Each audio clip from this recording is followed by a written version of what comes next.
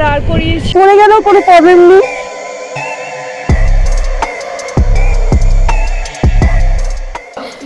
একদম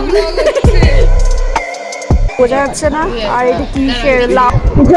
আমাদের evening snacks চলে এলো, পেঁয়াজের পকোড়া। তবে দাঁড়িয়ে বিয়ারিংটা খারাপ হয়ে গেছে, ওটাই লাগানো হচ্ছে। So good morning.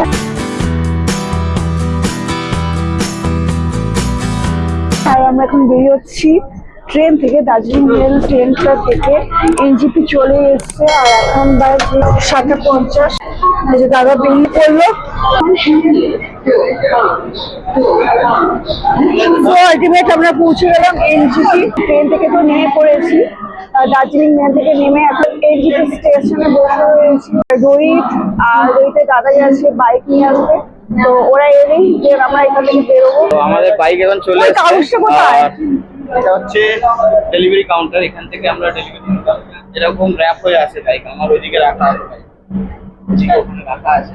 তো বাইকটা নেবো এখন আর আপনাদের দেখাবো কিভাবে বাইকটা এসছে। সো আলটিমেট আমাদের বাইক চলে এসছে আর রোহিত চলে গেল নিজের বাইকের কাছে। আর এখানে অনেকগুলো বাইক দেখতে পাচ্ছি যে পুরো প্যাকিং করা আছে, খুব ভালো মতন করে এরা প্যাকিং করে নিয়ে একটা স্টেশন থেকে একটা স্টেশনে ভালো মতনই পাঠায়। আর যেহেতু আমাদের বাইকটা হাওড়া স্টেশন থেকে এসছে, সেই কারণে খুব ভালোভাবে প্যাকেজিং করেছে। আমাদের বাইক রিজার্ভেশনে ছিল, ওখান থেকে ভালোভাবে রিজার্ভেশন করে নিয়ে ট্রেনে তুলে দেওয়া হয়েছিল। আর এটা সোজা চলে এসছে এনজিপি স্টেশনে। আর এখানে ভালোভাবে প্যাকেজিং খুলে নিয়ে দেন আমরা এখান থেকে বেরিয়ে পড়বো গ্যাংটকের উদ্দেশ্যে। এখানে দেখো 4-5 জন মিলে পুরো প্যাকেজিং খুলতে ব্যস্ত, আর কোনোভাবে চোট না লাগে, যাতে ভেঙে না যায় পার্টসে, সেই কারণে এত ভালোভাবে প্যাকেজিং করে নিয়েছে। সো আলটিমেট আমাদের বাইকের প্যাকিং খোলাই হয়ে গেছে। আর এখানে সম্রাট নিয়ে যাবে পুরো বাস স্ট্যান্ড অবধি। আর এই বাইকটা পুরো পেট্রোল খালি করে হাওড়া ট্রেনের মধ্যে তুলে দেওয়া হয়েছিল। এখন পেট্রোল ভরানো হবে পেট্রোল পাম্পে গিয়ে, এখানে বাস স্টপে গিয়ে নিয়ে দেন আমরা 4 চাকা গাড়ির মধ্যে উঠবো। তার আগে এখানে আমাদের জিনিসপত্র রয়েছে, ট্রলি ব্যাগ, সেটা নিয়ে আমাদের আপাতত বাস স্ট্যান্ডে যেতে হবে। আর এর অবস্থা দেখো, রোহিতের ফ্রেন্ড একটা ডগিকে পেয়ে গেছে, ডগি বেবিকে, আর ওকে আদর করতে লেগে গেছে, ওরা এতটা ভালোবাসে।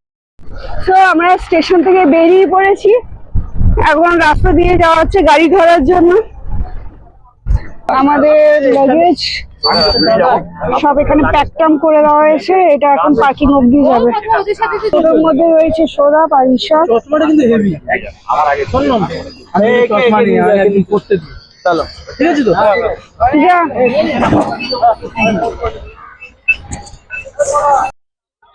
তো এই যে পেছনে 4 চাকা গাড়ি দেখতে পাচ্ছ, এখানে সব আমাদের মালপত্র জিনিসপত্র সব উঠে যাচ্ছে। আর এখানে সব আমাদের টিমের মধ্যে দাঁড়িয়ে রয়েছে, ওখানে আমাদের 2 জায়গায় বাইক দাঁড়িয়ে রয়েছে। বাকিরা সব এই 4 চাকা গাড়ি করে নিয়ে গ্যাংটকে পৌঁছাবে। তো আলাদা একটা এক্সপিরিয়েন্স। আর এই যে দাদা, তোমার নাম কি একটু বলে দাও? नितेश, मेरा मंगल। मंगल? नेपाली।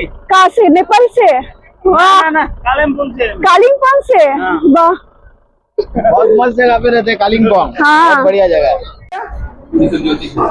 সো আমরা চলে এসেছি রেস্টুরেন্টে ব্রেকফাস্ট করতে। আর আমি এখন ড্রাই ফ্রুটস খাচ্ছি, খুব জোরে খিদে পেয়ে গেছে। ট্রেন থেকে নেমে কোনো ব্রেকফাস্ট করায়নি, ব্রাশ ট্রাশ করে নিয়ে সোজা ট্রেন থেকে নেমে পড়েছি। আর ডাইরেক্ট এখানে রেস্টুরেন্টে ঢুকে গেছে, ওখানে ব্যাগ গাড়ির ওপর প্যাকিং করে দেওয়া হয়েছে আমার জন্য। আমি ব্রেড অমলেট করেছিলাম। আর আমরা সবাই বসে বসে ওখানে পেছনে সব আছে আমাদের গ্রুপের মধ্যে। বাকি টিমের সব চলে এসছে, 4 জন চলে এসছে। আর শুক্রি আজ একটা নতুন ব্লগার চলে এসছে। 4 জন। High, come here.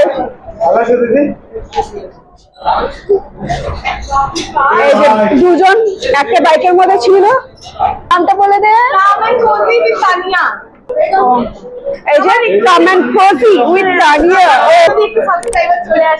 আচ্ছা একদম একদম সাপোর্ট করে দিও। জার্নি কেমন হলো রে আমরা সালকিয়া থেকে এনজিপি? অ্যাডভেঞ্চার প্রচুর হয়েছে কিন্তু হাত পা খুব ব্যথা, পুরো গায়ে আর কিছু নেই। সকালবেলা যখন পাশ ফিরছি না মনে হচ্ছে আমাকে কেউ মানে একটু ঠেলে। এখানে এনজিপি হোটেলে ছিলে নাকি? না শিলিগুড়িতে ছিল। শিলিগুড়িতে ছিলাম, ওখান থেকে এখানে এলাম আচ্ছা তোমাদের জন্য, তোমাদেরকে পিক করতে। ও এই যে আরেকজন ঢুকছে সানি এইটাতে সব ঢুকছে। হাই অনেক বাইক নিয়ে আসা নটের যোগ নটের যোগ obviously সারা দিন সারা রাত বাইকে ট্রাভেলিং করা কতটা যে টাফ সেটা আমরা বুঝতে পারবো, কারণ আমাদের বাইকটা নিয়ে যাব সাইড সিন করতে জিপিতে গেট থেকে বিভিন্ন জায়গায় সাইড সিন করতে যাবো, তখন আমরা এই টাফনেসটা তখন বুঝতে পারবো। এখন তো আমরা বাইকের মধ্যে উঠিনি, তো ভেরি ভেরি টাফ হবে। যাই হোক টাফের সাথে এক্সাইটমেন্ট প্রচুর পরিমাণে হবে, ধামাল হতে চলেছে।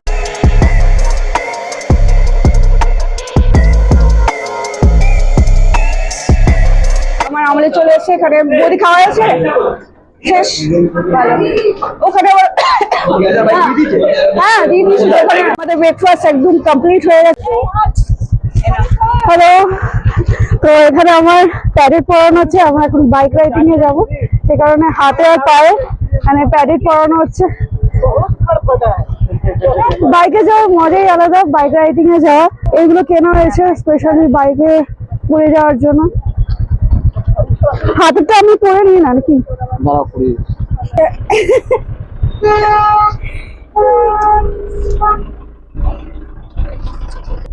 পড়ে গেলেও কোনো প্রবলেম নেই, তো এটা সেফটির জন্য বেস্ট। এই গাড়ির মধ্যে রাখা ছিল সব রকম প্যাডের, এখন ওয়েট করছে। আর রোহিত আমি এই বাইকে করে বেরিয়ে যাবো, আপাতত রওনা দেবো গ্যাংটকের উদ্দেশ্যে। আর কতদূর যেতে পারবো জানি না, বাইকে একভাবে স্টে করে বসে যাওয়াটাও খুব টাফের ব্যাপার হয়। আর ইডি খাচ্ছেন কি দে আমার রোদ না থাকলেও প্রচন্ড পরিমাণে হালকা হালকা রোদ আছে, আর বেশি গরম বলার মতো না। শিলিগুড়িতে এখন একটু বেশি গরম, প্রচন্ড গরম।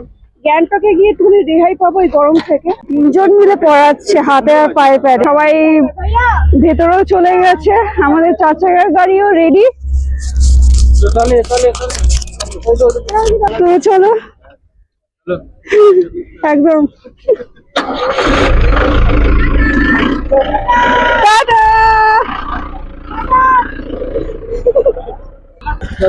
বাই। বাইক নিয়ে বেরিয়ে পড়লো, বাই ডান।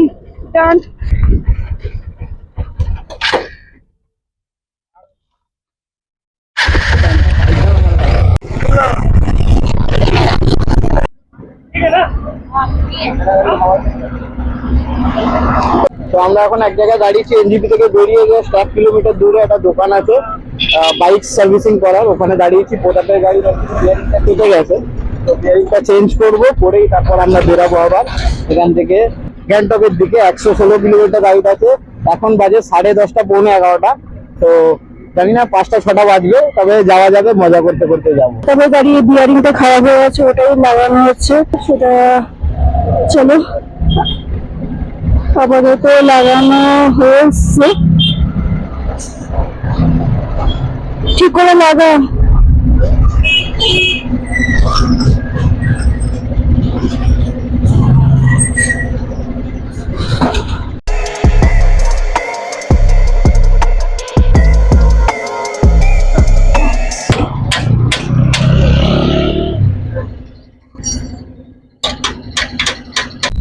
তো এখনো কন্টিনিউয়াস লাইনই আছে প্রতাপের বাইকের চাকাটা, আর ওটা কমপ্লিট হলে দেন আমরা বেরোবো। কি প্রবলেম সমস্যা হয়েছে, পাহাড়ে উত্তরটা একটু বিয়ারিং কেটে আছে, এরকম অবস্থাতে বাকি রাস্তাগুলো কি হবে। তো যাই হোক, এখানে গ্যারেজে যখন এসে আছে তো অবশ্যই ঠিকঠাক হয়ে যাবে, আর আমরা খুব আরামসে আর এনজয়মেন্টের সাথে বেরিয়ে যাবো গ্যাংটকে। প্রতাপ যাওয়ার জন্য প্রিপেয়ার আছে, প্রতাপের গাড়ি একদম রেডি সেডি গো একদম ঠিক হয়ে গেছে, তারপর যাওয়ার জন্য একদম রেডি সেডি। আমরা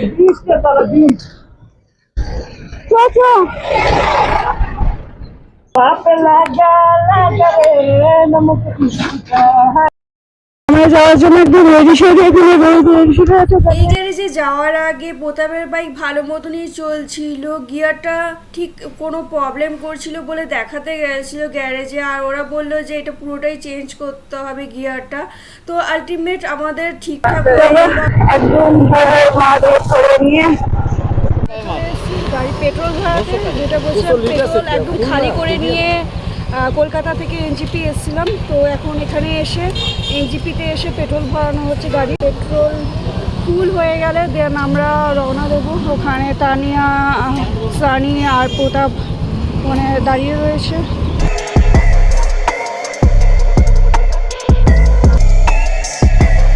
সেবক রোডে রোড রাইডিং করে আসার মজাই আলাদা, আলাদা একটা ফিলিং।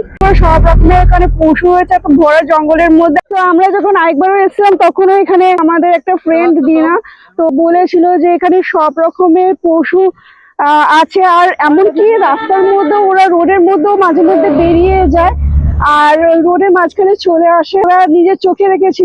তো চলো আর বেশি দেরি না করে আমরা বেরিয়ে পড়ছি। আমরা দাঁড়াবো, আমরা সামনে ওই একটু তিস্তা দিয়েছিল ওখানে, ওখানটায় দাঁড়াবো। তো ওখানে দাঁড়িয়ে ফটোশুট তো চলবে, ভিডিও ফটোশুট করতে শুরু করে দিয়েছে। তো আমরা তো ফটোশুট করা কমপ্লিট হয়ে গেল। আপনিরাও দাঁড়াতে দিচ্ছে না বলে সেজন্য আমরা এখন এগিয়ে যাচ্ছি আগে। তো আমি আমরা সামনে দিকে একদম হালকা ধূসর পাহাড় দেখা যাচ্ছে। কতটা জ্যাম লেগে রয়েছে, প্রচন্ড পরিমাণে জ্যাম।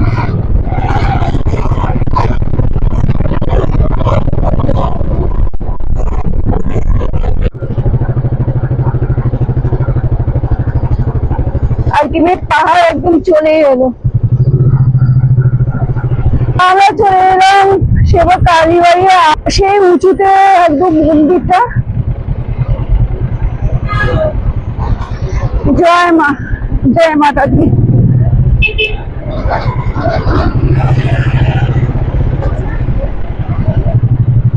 তো আমরা চলে এলাম করোনেশন ব্রিজ।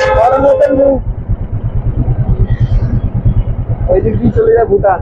আর আমরা আপাতত যাচ্ছি গ্যাংটক। ওই যে মাংসি বসে আছে। হাই,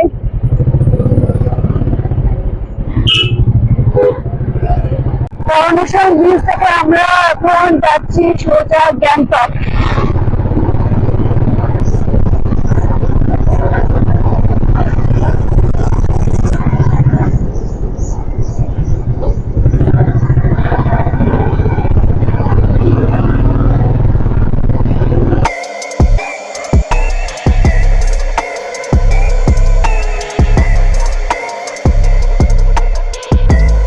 জাস্ট ভিউটা দেখো, অসাধারণ লাগছে। এই যে এনজিপি থেকে নর্থ সিকিমে যাওয়ার জন্য রেল লাইন ব্রিজ তৈরি হয়েছে, খুব সুন্দরভাবে এরা তৈরি করছে। আর এটা সুবিধাও হয়েছে, মানুষজন যাতায়াত করতে পারবে একদম ডাইরেক্ট এনজিপি থেকে নর্থ সিকিম। সো আলটিমেট আমাদের এই বিউটিফুল পাহাড়টার সামনে গাড়িটা দাঁড় করানো হয়েছে। এখানে 4 চাকার গাড়ি আর আমাদের বাকি দুটো বাইকও দাঁড় করানো হয়েছে। তো আমরা এখানে এসে ফটো তুলে নিলাম। তো চল আমরা এখন যাবো খেতে লাঞ্চ করতে এক জায়গায় যাবো, কালিম্পং থেকে একটু আগে। হ্যাঁ, তারপর গিয়ে আবার যাবো গ্যাংটকে।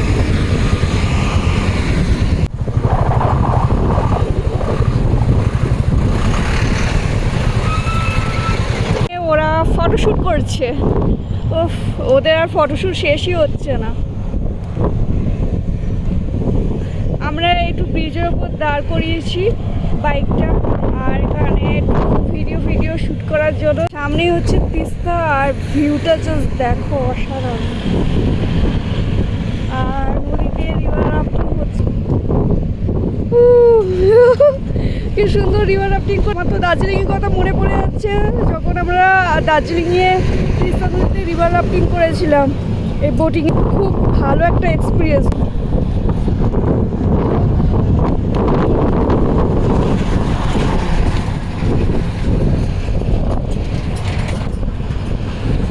সামনে এই প্রকৃতিটা দেখতে পাচ্ছ, দৃশ্য একদম তিস্তা নদীর উল্টো দিকে ফাঁকা ফাঁকা বাড়িগুলো রয়েছে, যেটা হচ্ছে যে কিছু 6 মাস আগে যে বানটা হয়েছিল পুরো বাড়ি মানুষ শুদ্ধ একবারে মানে হচ্ছে তলিয়ে নিয়ে গেছিল। গাড়ি যেটা আছে 4 চাকার গাড়ি শুদ্ধ এই জলের মাধ্যমে তলিয়ে নিয়ে গেছিল প্রায় 6 মাস আগে, এরকম মারাত্মক অবস্থা। 6 মাস 1 বছর আগে, 1 বছর হয়ে গেছে না, 2000 হ্যাঁ 2023 হয়েছিল।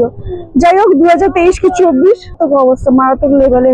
বাড়িগুলো এখন ফাঁকা হয়ে রয়েছে, ওপরে বাড়িগুলো তবুও মানুষজন রয়েছে, আর নিচে বাড়িগুলো দেখো পুরো ফাঁকা হয়ে রয়েছে।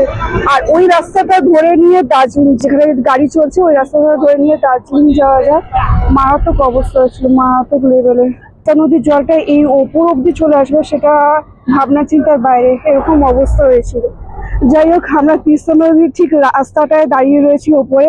দেন আমরা চলে এসেছি রেস্টুরেন্টে লাঞ্চের জন্য। ট্রেন থেকে নেমে ব্রেকফাস্ট করার পর একবারও কোনো কিছু খাওয়া হয়নি, প্রচণ্ড জোরে খিদে পেয়েছিল। আর এটা ছিল রেস্টুরেন্টের ভেতরে এন্ট্রান্সটা, আর বাইরে অসাধারণ সৌন্দর্য। তিস্তা নদী ঠিক পাশে এখানে টেবিল চেয়ার পাতা রয়েছে, আর অনেকজনই বসে পড়েছে আমাদের গ্রুপের মধ্যে।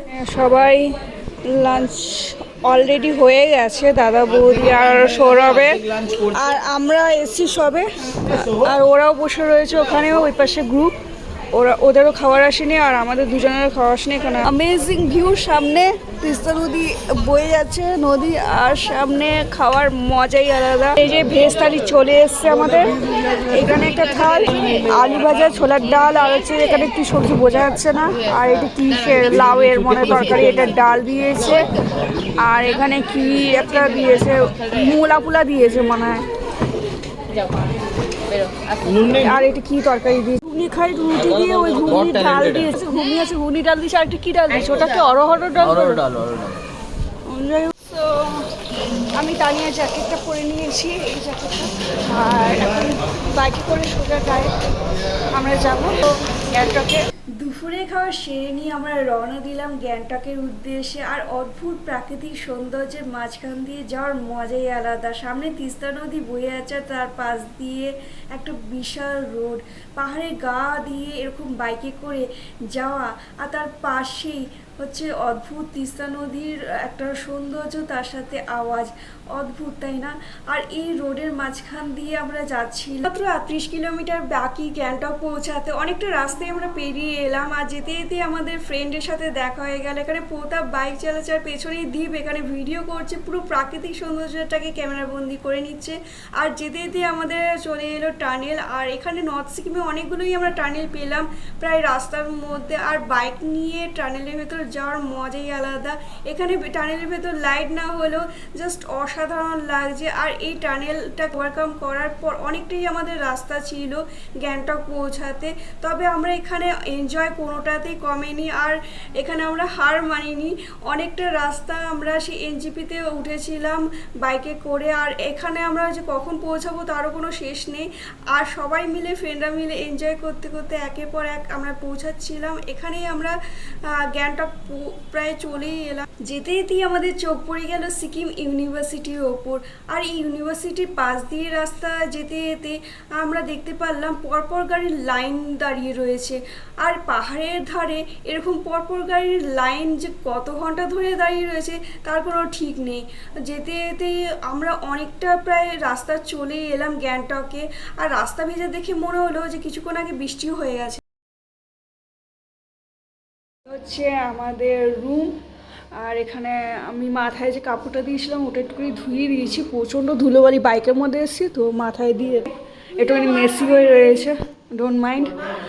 আর বাদ বাকি মোটামুটি ঠিকই আছে।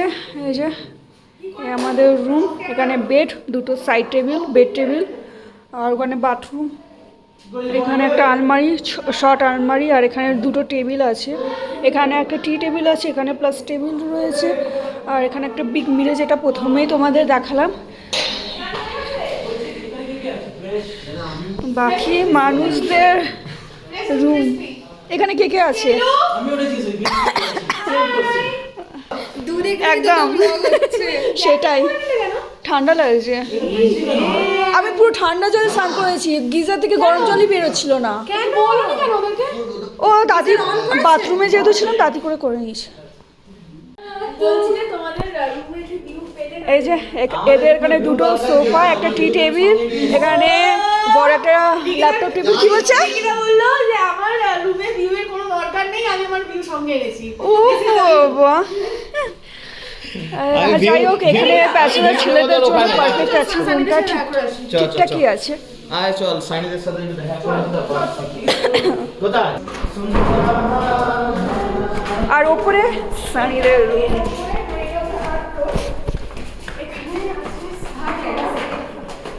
এটা থার্ড ফ্লোর না সেকেন্ড ফ্লোর?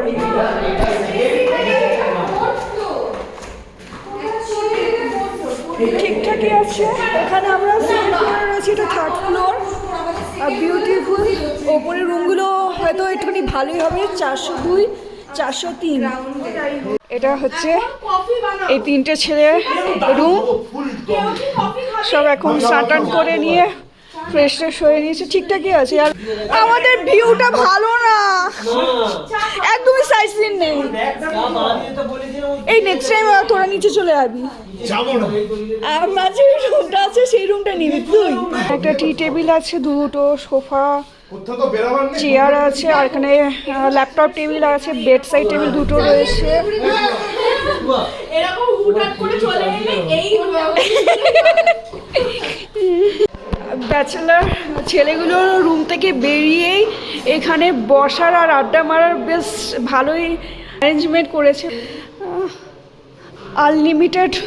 আনলিমিটেড বিউটিফুল যেটাকে বলা হয়। ওপরের রুমগুলো বেশ ভালোই বড়সড় আছে। চলো আমরা এখন নিচে যাই। না হোটেলগুলো, তো হোটেল নিয়ে কোনো কমপ্লেন হবে না, হোটেলগুলো পারফেক্ট আছে। পাগলা, হোটেলগুলো একদম পারফেক্টই আছে, একটা খুবই ভালো। তো আমাদের ইভিনিং স্ন্যাক্স চলে এলো, পেঁয়াজের পকোড়া, এটা হচ্ছে জলের বোতল, আর এখানে টমেটো সস দিয়েছে, 2 প্লেট পেঁয়াজের পকোড়া দিয়েছে। তো এটাই ইভিনিং স্ন্যাক্সে গরম গরম পকোড়া খাওয়া হবে। এখানে দাদা স্টার্ট করে দিয়েছে, এখানে রোহিত বসে রয়েছে, সবাই বসে রয়েছে। তো চলো খাওয়া দাওয়া এনজয়মেন্ট করে নিই, তোমাদের সাথে কথা হচ্ছে ডিনারে।